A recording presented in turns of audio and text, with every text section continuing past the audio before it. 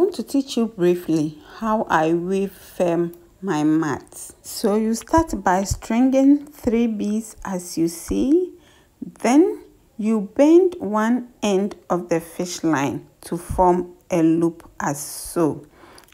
So when you are done with this, you pass the loop through another bead, and that should be the 4th bead. Then you pass the other fish line through the loop. So you pass that fish line through the loop.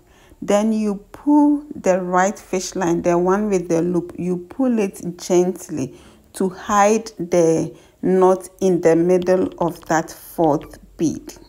Let's go again. Put a bead each on the strands.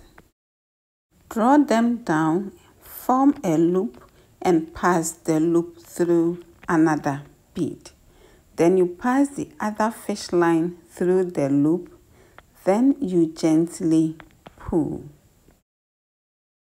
Alternatively, after putting a bead on each of the strands, with the 3rd bead, you pass the fish line through it again as if you are reversing to remove the fish line from the bead. It will form a loop as shown. Then you pass the other fish line through it. Whichever is convenient for you, apply. This is how I weave my mats. Until I come your way with another video, please subscribe.